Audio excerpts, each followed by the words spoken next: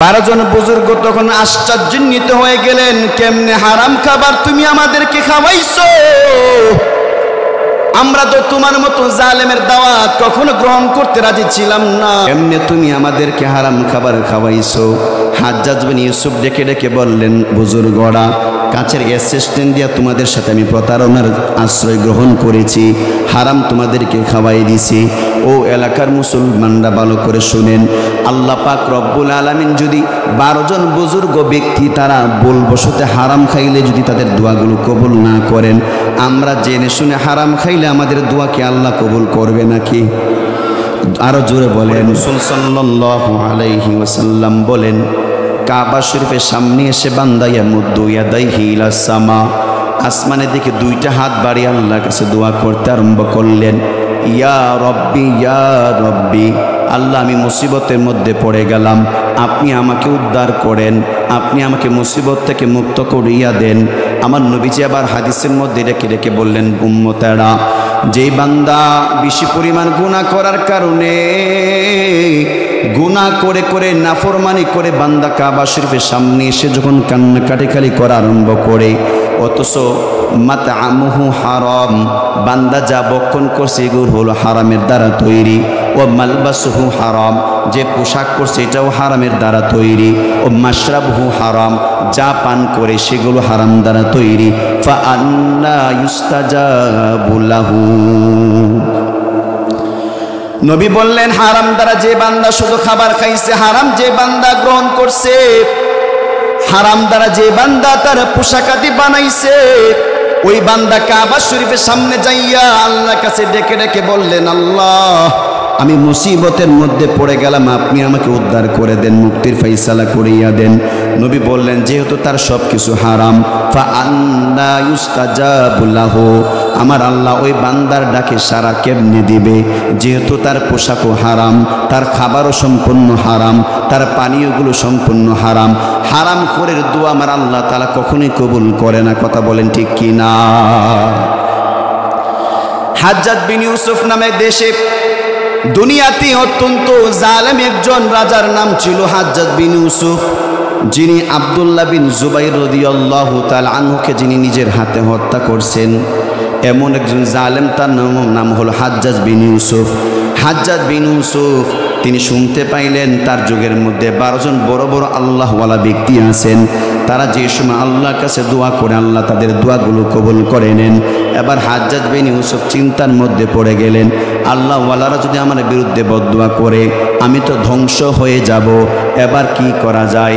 কাছের একজন ওজির ডাক দিয়ে বলেন, বাদশাহ, চিন্তা করার কারণে আমার কাছে আপনার এক ধরনের পয়েন্ট আমি আপনাকে বলে দিতে পারি, যে 12 জন বুজুর্গ দোয়া করলে আমার আল্লাহ দোয়াগুলো সাথে সাথে কবুল করে নেন।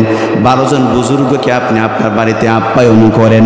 হাজ্জাজ বিন ইউসুফ বললেন, আমার নাম শুনলে তো বুজুর্গরা আমার দাওয়াতে আসবে না, যেহেতু আমি এই এলাকার সবচেয়ে বড় স্বৈরাচারী রাজা, আমার আপ্যায়নে আমার দাওয়াতে বুজুর্গরা কখনো আমার রাজপ্রাসাদের ভিতরে প্রবেশ করবে না। সুতরাং তোমরা একজন নিজের বাড়িতে দাওয়াত করো 12 জন বুজুর্গকে। 12 জন বুজুর্গকে দাওয়াত করলো। হাজ্জাজ বিন ইউসুফ তার একজন প্রজা দিয়া অন্য খান থেকে জুলুম অত্যাচার করে বকরি ছানা আনলো, হারাম খাদ্যগুলো মিশাইলো হারাম খাবারগুলো দ্বারা।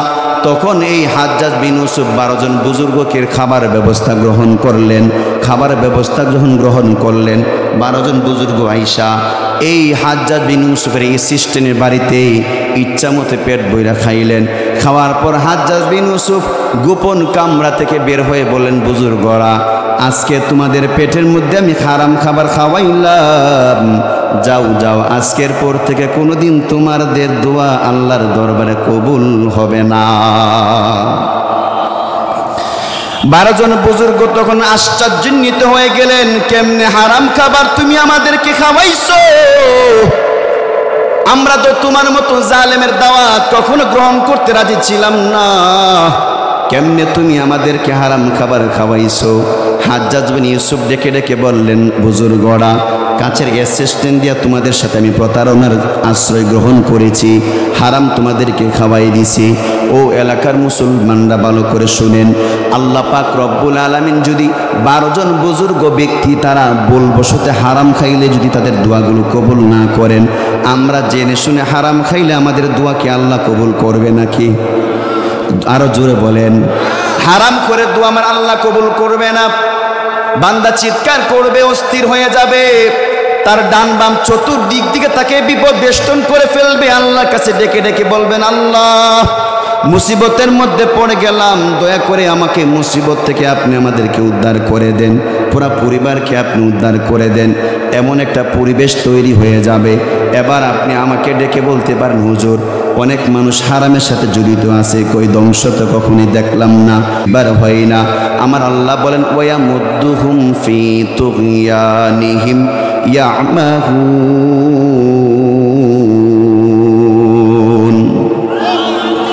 আল্লাহ ডেকে ডেকে বললেন, এই হারামখোরের দল, হারামের সাথে যে বান্দা জড়িত, তোমার অবস্থা কেমন হবে একবার ভালো করে শুনো। হারামের সাথে তুমি জড়িত, তোমাকে আমি আল্লাহ ডিল দিয়ে রাখলাম নির্ধারিত একটা সময় পর্যন্ত। নির্ধারিত সময় যখন তোমার অতিবাহিত হয়ে যাবে, তোমাকে এমনভাবে গ্রাস করা হবে, ইন্না বাতুশা রাব্বিকা লাশাদীদ। আমি আল্লাহর ধরা বড় বড় কঠিন ধরা। আমি আল্লাহ তোমাদেরকে ধরলে বান্দা, আমি আল্লাহর ধরা থেকে কোনোদিন তোমরা ছুটতে পারবা না। বলা হয়েছে এই জন্যই যে তাদেরকে একটা সময় দেওয়া হয়েছে, যে নির্ধারিত সময়টা যখন ক্রস করবে, ক্রস করার পরবর্তীতে, ক্রস করার পরে আমার আল্লাহ পাক যখন তার পাপের মাত্রা যখন বেড়ে যাবে, সে যখন জাহান্নামের সম্পূর্ণ উপযুক্ত হয়ে যাবে, তখন আল্লাহ পাক তাকে এমন ধরা ধরবে, এই ধরা থেকে বান্দা ছোটার কোনো সুযোগ থাকবে না।